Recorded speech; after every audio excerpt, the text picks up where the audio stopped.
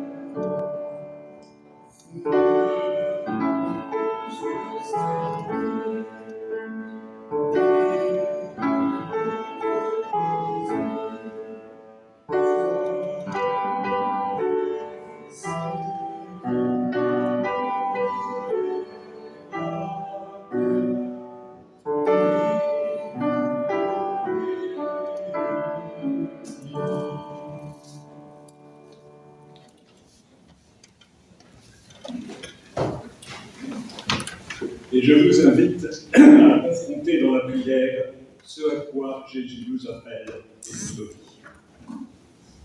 Seigneur, tu as dit « Heureux les pauvres en esprit », et nous, c'est sur nos richesses que nous comptons pour fêter nos fêtes. Tu as dit « Heureux ceux qui pleurent, car ils seront consolés ».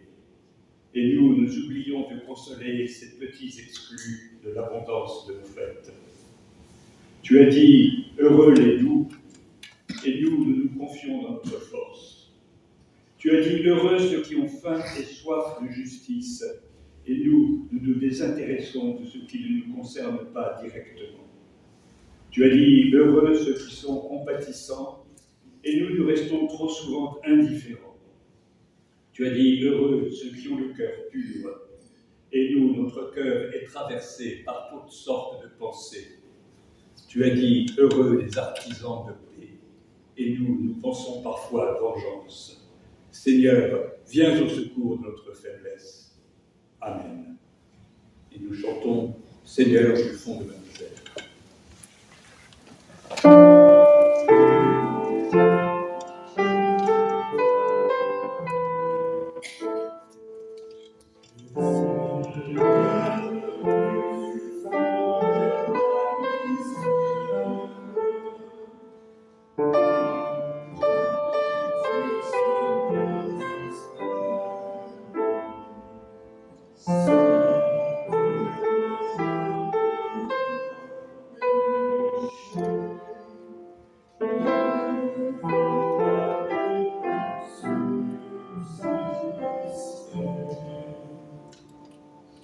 Et je vous invite à vous lever pour accueillir les paroles de grâce.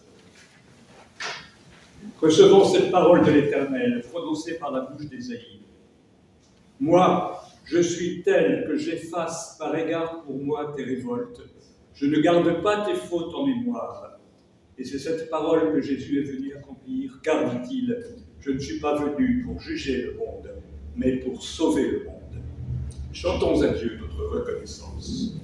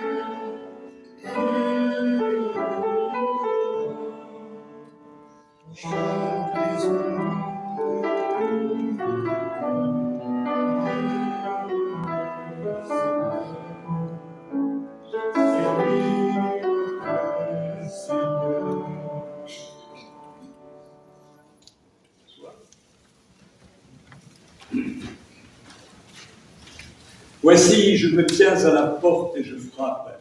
Et si quelqu'un entend ma voix et ouvre la porte, j'entrerai chez lui, je souperai avec lui et lui avec moi.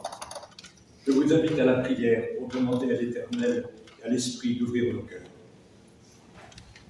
Seigneur, ouvre nos cœurs et nos oreilles pour que nous ouvrions notre porte à l'écoute des Écritures.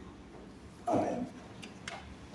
Et donc nous ouvrons les Écritures avec d'abord dans le livre de la Genèse, au chapitre 15, les versets 7, puis 12 à 17. C'est à Abraham que parle l'Éternel. L'Éternel dit encore « Je suis l'Éternel qui t'ai fait sortir d'Ur en Chaldée pour te donner ce pays en possession. » Au coucher du soleil, un profond sommeil tomba sur Abraham. Et voici qu'il fut assailli par la terreur et une grande obscurité. Et l'Éternel dit à Abraham, « Sache que tes descendants seront étrangers dans un pays qui ne sera pas à eux. On les réduira en esclavage et on les opprimera pendant 400 ans. Cependant, la nation dont ils seront esclaves, c'est moi-même qui la jugerai, et ils sortiront ensuite avec de grandes richesses. Quant à toi, tu iras dans la paix rejoindre tes ancêtres, tu seras enterré après une heureuse vieillesse. Ce n'est qu'à la 4e génération qu'ils reviendront, car la faute des Amoréens n'est pas encore à son comble. Quand le soleil fut couché, il y eut une obscurité profonde, et un four fumant et des flammes passèrent entre les animaux partagés. Alors, pour la lecture qui suit, je vous dois quelques explications. C'est un texte du temps de Noël, alors que nous approchons du temps de Carême. Alors, je pourrais trouver une vague justification théologico-ecclésiaux, ce que vous voudrez. La vérité, c'est qu'il s'agit d'une prédication que j'avais préparée pour le dimanche 28 décembre, samedi 28 décembre, et comme il n'y avait personne le 28 décembre, autant si ce n'est 3 d'entre vous, j'ai ressorti la même prédication. Voilà. Maintenant vous avez la vérité, je vais continuer. Je poursuis donc avec ces textes, et pour commencer l'épître de Paul aux Galates, chapitre 4, versets 4 à 7. Telle est donc ma pensée. Aussi longtemps que l'héritier est un enfant, il ne diffère en rien d'un esclave, lui qui est pourtant est maître de tout. Mais il est soumis à des tuteurs et à des régisseurs jusqu'à la date fixée par son père. Et nous de même, quand nous étions des enfants soumis aux éléments du monde, nous étions esclaves. Mais quand est venu l'accomplissement du temps, Dieu a envoyé son Fils, né d'une femme, et assujetti à la loi, pour payer la libération de ceux qui sont assujettis à la loi, pour qu'il nous soit donné d'être fils adoptifs. Fils, vous l'êtes bien. Dieu a envoyé dans nos cœurs l'esprit de son Fils qui crie « Abba, Père ». Tu n'es donc plus esclave, mais fils, et comme fils, tu es aussi héritier. C'est l'œuvre de Dieu. Et enfin, dans l'évangile selon Matthieu, chapitre 2, dont on est au temps de Noël, les versets 13 à 18. Avant leur départ, là il s'agit des mages, voici que l'ange du Seigneur apparaît en songe à Joseph et lui dit « Lève-toi, prends avec toi l'enfant et sa mère, et fuis en Égypte. Et reste-y jusqu'à nouvel ordre, car Hérode va chercher l'enfant pour le faire périr. » Joseph se leva, prit avec lui l'enfant et sa mère, de nuit, et se retira en Égypte. Il y resta jusqu'à la mort d'Hérode, pour que s'accomplisse ce qu'avait dit le Seigneur par le prophète « D'Égypte, j'ai appelé mon fils. » C'est donc Osée.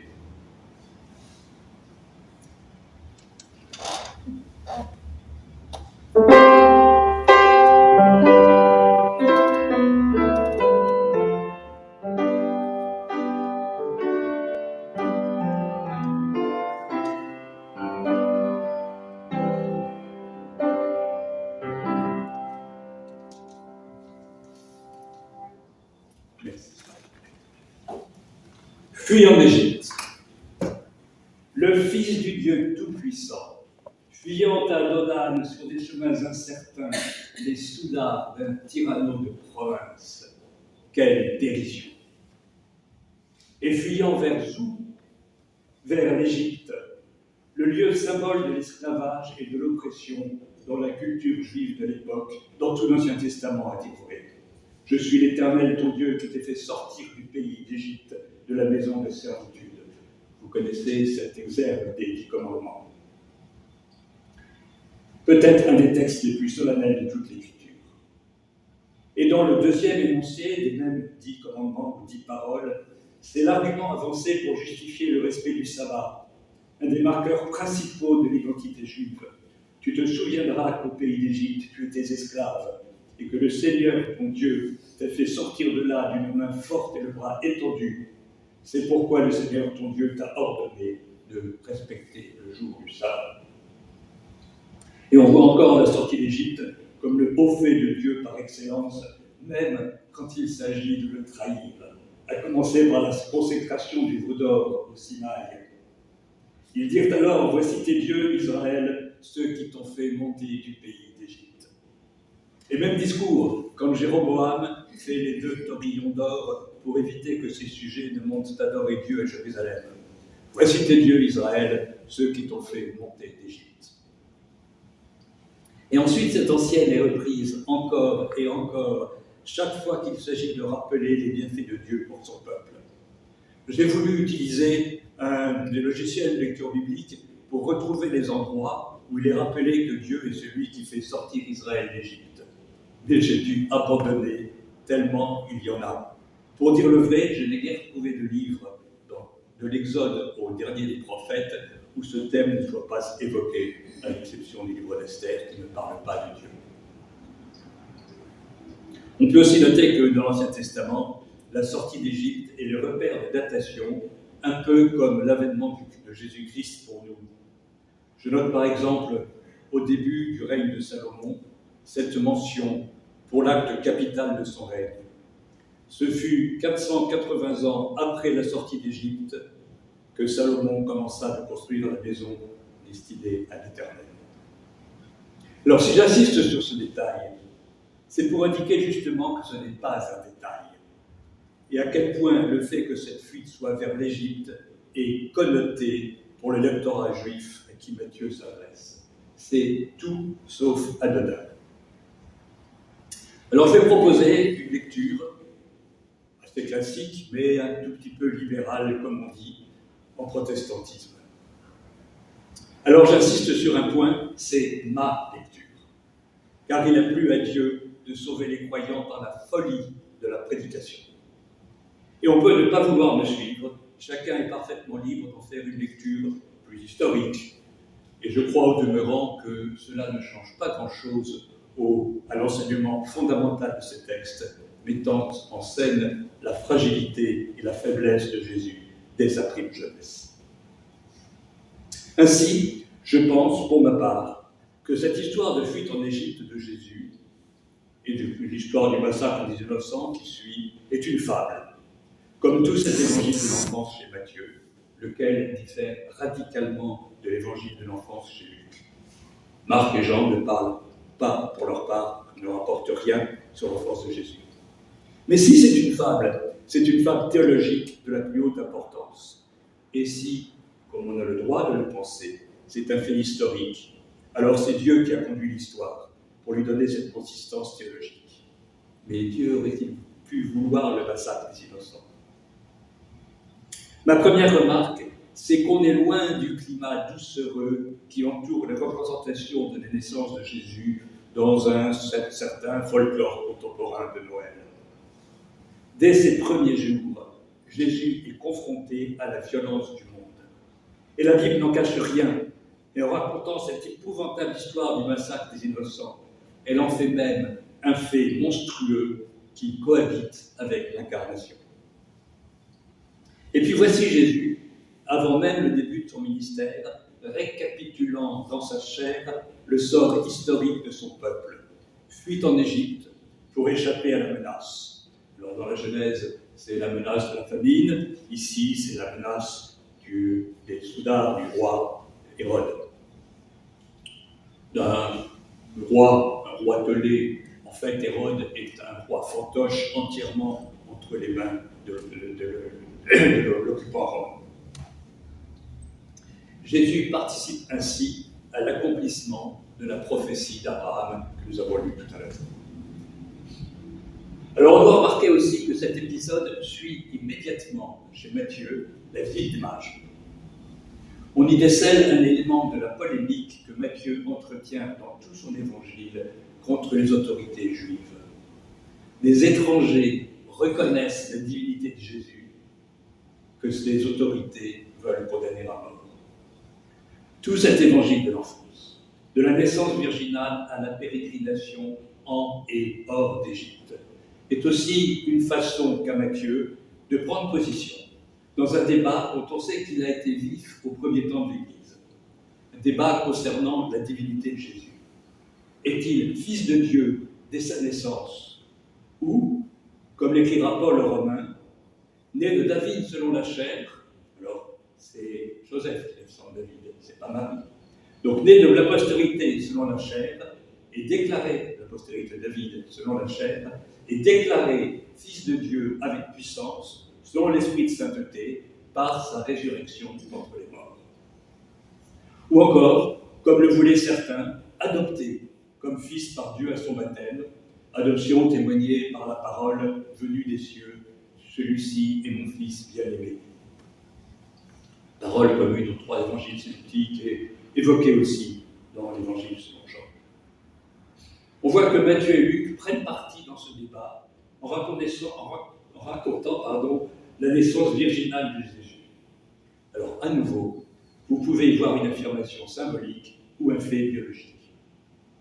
Jean prend parti dans ce débat en faisant participer Jésus à la création auprès de Dieu. C'est le fameux prologue de son évangile. La parole était auprès de Dieu, la parole était Dieu. Rien de ce qui a été fait n'a été fait sans elle, etc. Cette thèse, d'ailleurs, semble dater du tout début du christianisme, puisqu'elle se retrouve dans l'hymne très ancien que Paul reproduit dans sa lettre aux Philippiens. Lui qui est de condition divine, n'a pas regardé, lui s'est dépouillé lui-même, etc. C'est ce débat que le concile de Nicée voulait trancher, sans éteindre complètement la polémique, au demeurant. Et à défaut de polémique, à proprement parler, on n'est plus au temps des anathèmes.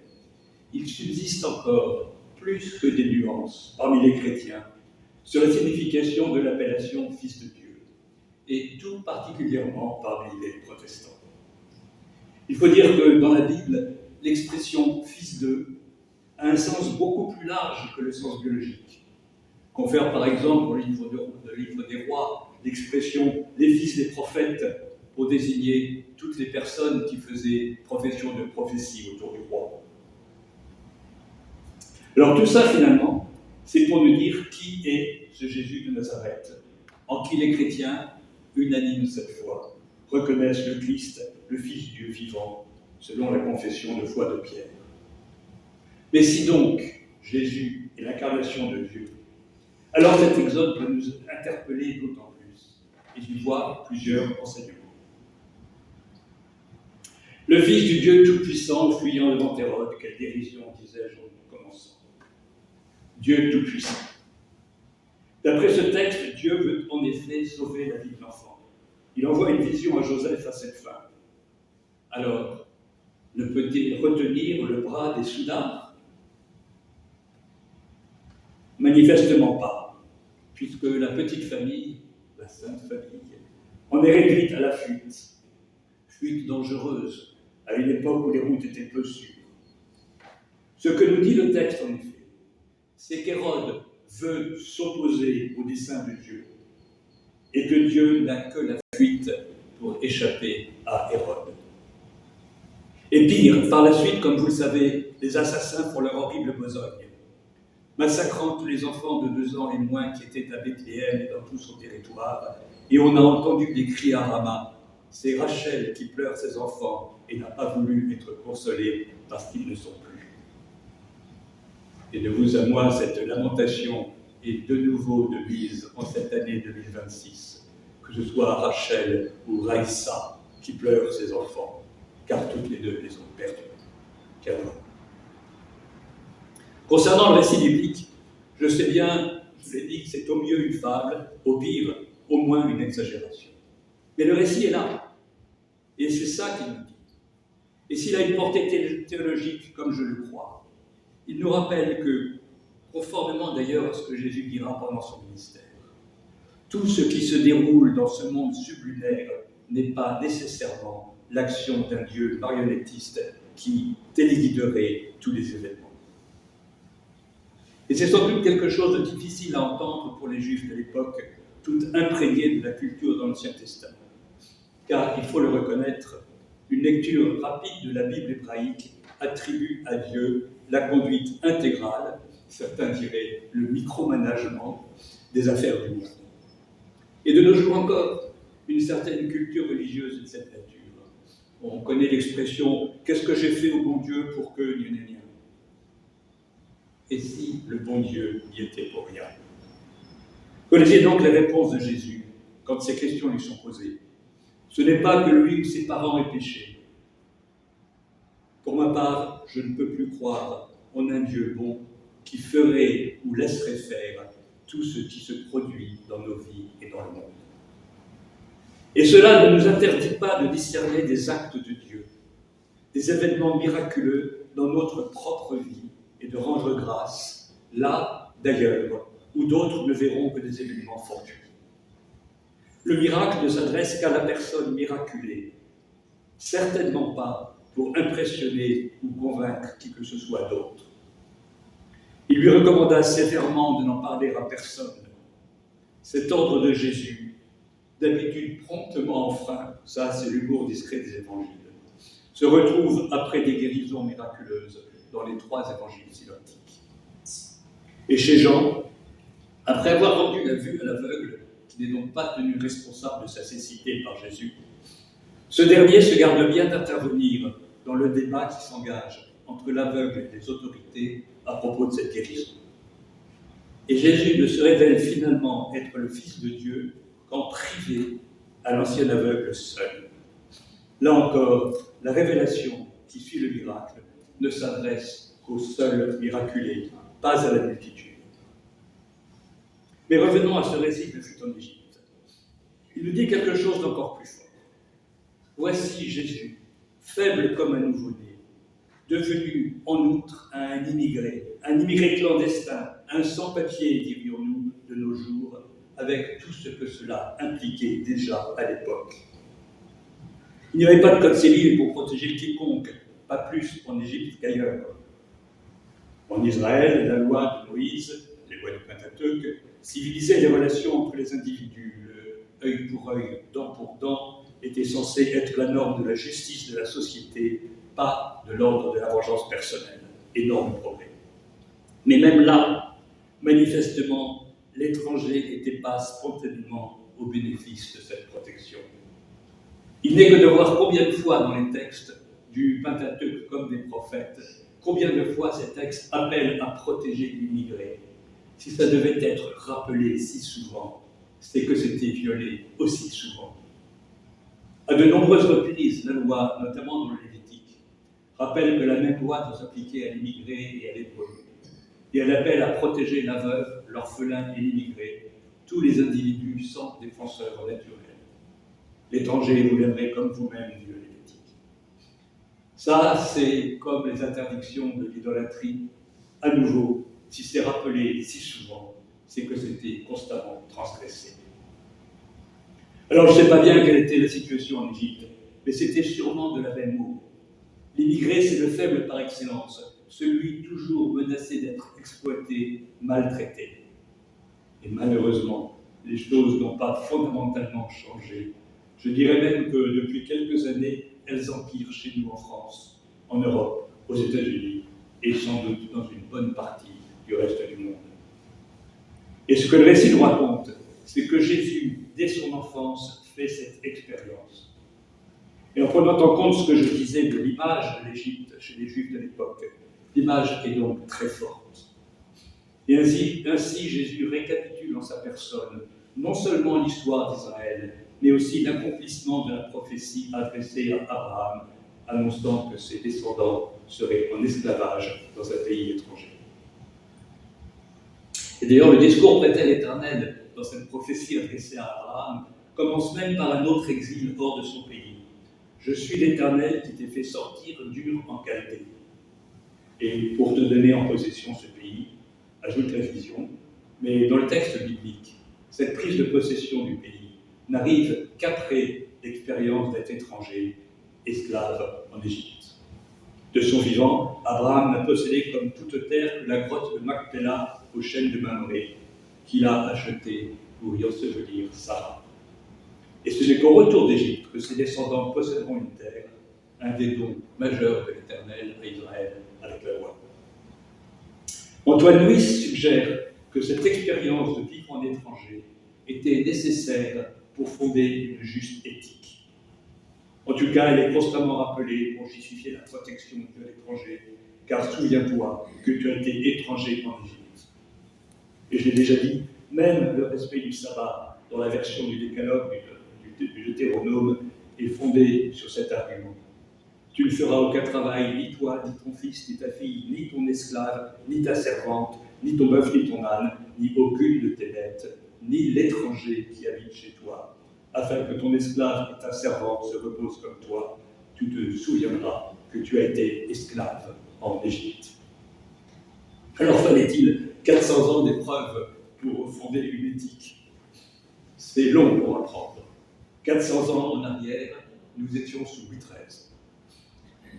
Alors en fait, ce récit écrit au temps de l'exil reprend sans doute une tradition très ancienne où 400 a une valeur symbolique. C'est 10 fois 40. C'est 40, on sait que ça veut dire très longtemps.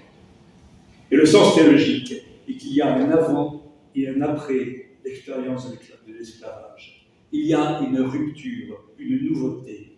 L'histoire n'est pas condamnée à tourner en rond, pas plus que notre propre vie. Et après la mort d'Hérode, Jésus est revenu d'Égypte accomplir ce ministère. Et c'est ce même thème qu'on retrouve chez Paul dans l'Épître aux Galates.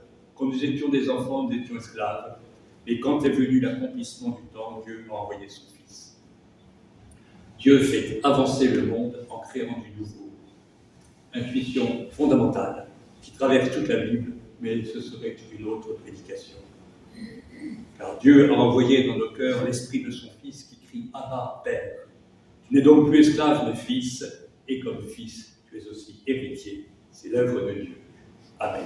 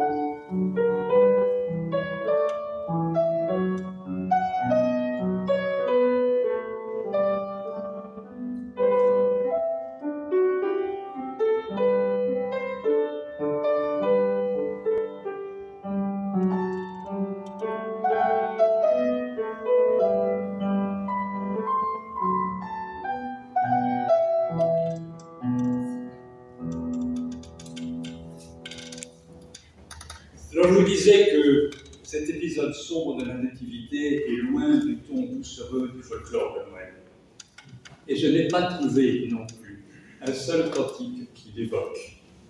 Les cantiques de Noël sont des chants de joie, de lumière, pas dans l'ombre d'une fuite nocturne. Mais je vous propose quand même de chanter un cantique de Noël, puisque c'était un texte de la Nativité.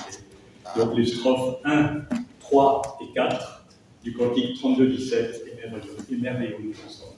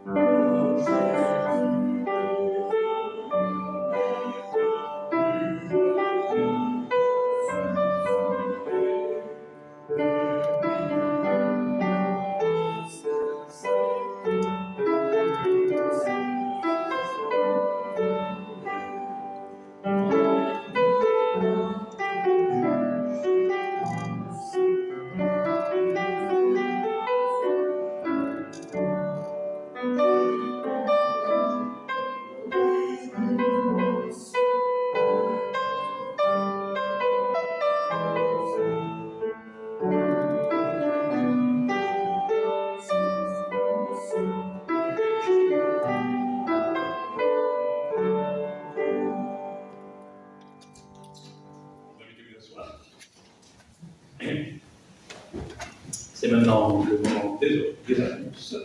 Il y a bien que les conseillers presbytéraux présents pour procéder aux annonces. J'aurais dû prendre le bulletin et regarder ce qu'il y avait dedans. J'ai pas voulu le faire. Il y en a là.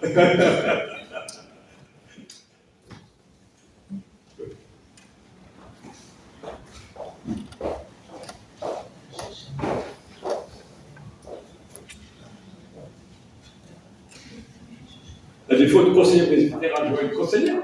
Voilà. Oui, voilà. Alors, voilà. Pardon, excusez-moi. Je pense que merci.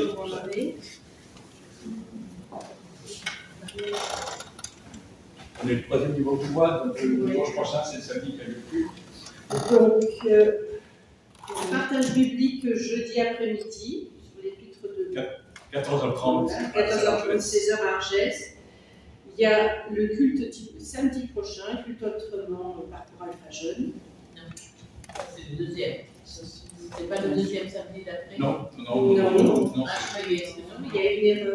Il y a une erreur. Le quatrième et le cinquième dimanche du mois, s'il y en a un cinquième, le culte est dimanche à. C'était marqué de ça. Oui, il y a eu un correctif dans le newsletter de Stéphane. Voilà. Et puis, il y a un concert à 16h de Vocalissimo le dimanche 22.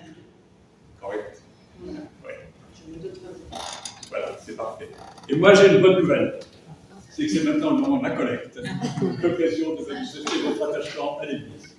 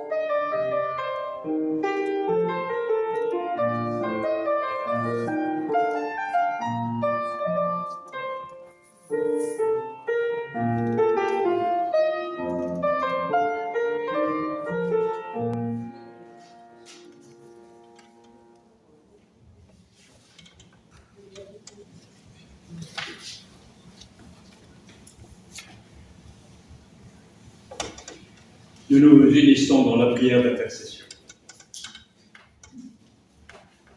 Seigneur, nous égrenons ce matin notre prière comme on le ferait d'un épi de blé. Notre prière est pour ceux qui sont tombés un jour et qui peinent à se relever, ceux qui n'ont pas découvert la fécondité de leur vie, ceux qui ne voient sans cesse mourir mais jamais renaître, qui découvrent en toi une vie d'abondance, Dieu qui donne. Notre prière rejoint les personnes que leur corps trahit, dont les jambes faiblissent, dont les pensées ralentissent. Qu'elles restent en amitié avec toi, Dieu de tendresse. Notre prière accompagne les malades dont la vie vacille, les mourants dont les yeux se ferment, les familles dont les yeux se mouillent. Qu'ils puissent en toi une espérance, Dieu qui est, qui était et qui vient. Notre prière se tourne vers ceux qui ont la charge des affaires du monde, vers ceux que leur pouvoir éloigne des souffrances des êtres, vers ceux qui essayent, malgré tout, de sauver la paix. Que ta paix soit leur guide, Dieu de toute justice. Seigneur, que ces pensées chargées des situations qui nous préoccupent viennent jusqu'à toi. Entends-les, exauce-les, et qu'elles nous reviennent comme des grains tombés en terre et qui portent du fruit. Amen. Et je vous invite à vous lever pour chanter les 3 strophes du cantique 32-14.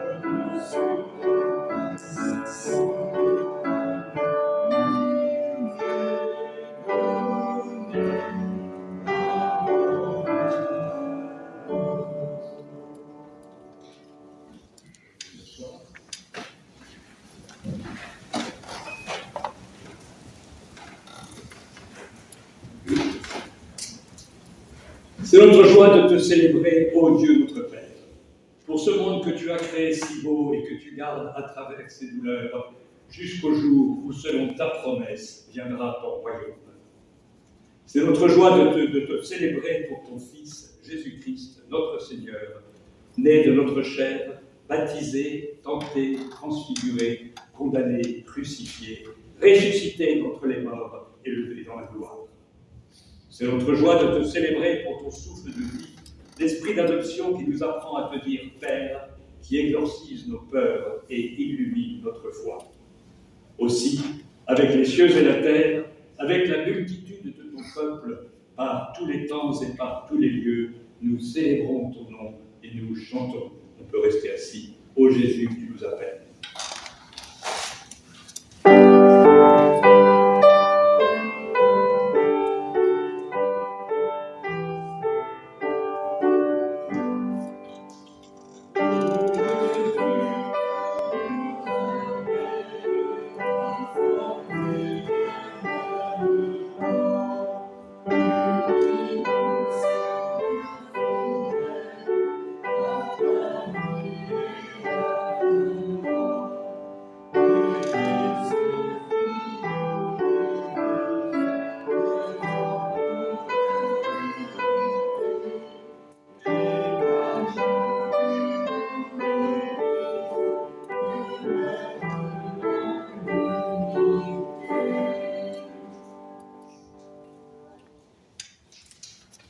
Le soir venu, Jésus se mit à table avec les 12.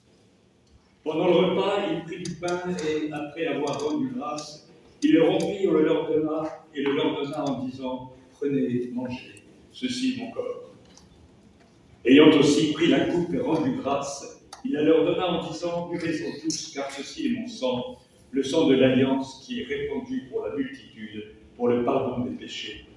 Je vous le dis, désormais, je ne boirai plus de ce fruit de la vigne jusqu'au jour où je le boirai nouveau avec vous dans le royaume de mon Père. » Et nous prions. Père, au moment de nous approcher de cette table, nous faisons mémoire des paroles et des gestes de Jésus-Christ, de sa mort, de sa résurrection, et nous attendons son retour. Par ton esprit, renouvelle notre foi, afin que ce pain et ce vin soient les signes de la présence de ton Fils parmi nous. Fais toutes choses nouvelles dans nos cœurs et dans le monde. Et comme les épis jadis épars dans les campagnes, et les grains autrefois dispersés sur les collines, sont aujourd'hui rassemblés dans ce pain et dans ce vin. Qu'ainsi, Seigneur, tous tes enfants soient bientôt rassemblés des extrémités de la terre dans ton royaume. Et en communion avec tous les chrétiens, d'une même voix, nous te disons la prière que Jésus nous a enseignée. Notre Père, qui es aux cieux, que ton nom soit sanctifié, que ton règne vienne, que ta volonté soit faite sur la terre comme au ciel. Donne-nous aujourd'hui notre pain de ce jour. Pardonne-nous nos offenses, comme nous pardonnons aussi à ceux qui sont offensés. Et ne nous laisse pas entrer en tentation, mais délivre-nous du mal, car c'est à toi qu'appartiennent le règne, la puissance et la gloire pour les siècles des siècles. Amen. Voici le repas que nos mains ont préparé, mais c'est le Seigneur qui nous invite. Voici la table que nous avons dressée, mais c'est lui qui nous accueille. Voici la joie que nous avons désirée, mais que lui-même nous donne. C'est ici le repas du Seigneur, et non pas d'une église particulière. Tous ceux qui reconnaissent en Jésus-Christ le Seigneur et qui veulent partager ce repas viennent et fassent un cercle autour de la table. Le pain que nous rompons est communion au corps de notre Seigneur Jésus-Christ qui a été rompu pour nous. La coupe de bénédiction pour laquelle nous rendons grâce est communion au sang de notre Seigneur Jésus-Christ, le sang de la nouvelle alliance qui a été répandu pour la multitude. Chaque fois que vous mangez de ce pain et que vous buvez de ce vin, vous annoncez sa mort et sa résurrection jusqu'à ce qu'il vienne. Alors je vous propose que, comme nous le fait faire maintenant notre pasteur Stéphano, nous attendons d'être tous servis pour manger et ensuite pour boire le vin.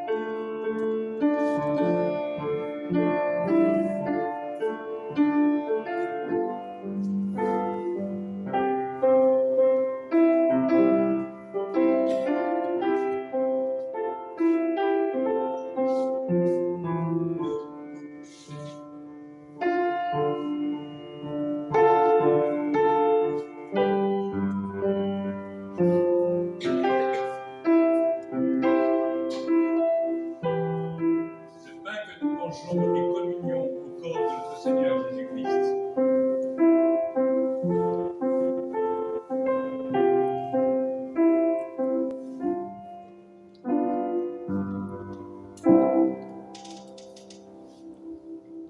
Le pain que nous prenons et communions au sang de notre Seigneur Jésus-Christ. Nous te remercions, Père, pour le repas que nous avons pris ensemble. Accorde-nous de vivre de cette nourriture, de te célébrer toujours avec joie et d'être ainsi témoin de Jésus-Christ. Amen.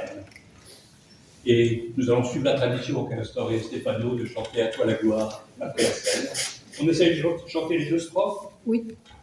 À toi la gloire, et puis la deuxième strophe, c'est pareil, c'est lui, c'est Jésus.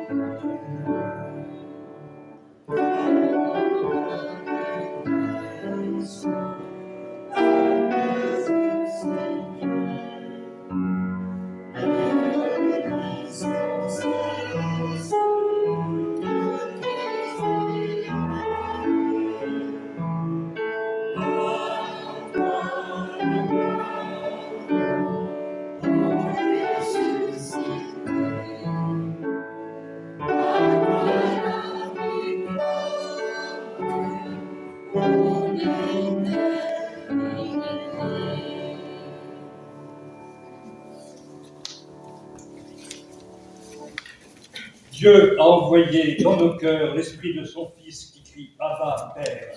Nous ne sommes donc plus esclaves, mais fils. Mais souvenons-nous que le Fils a voulu se faire serviteur. Que l'Éternel vous bénisse et vous garde. Que l'Éternel fasse briller sa face et vous accorde la paix. Que l'Éternel lève sa face vers vous et vous donne la paix. Amen. Nous chantons que le Seigneur tournant vers nous sa face. D'accord.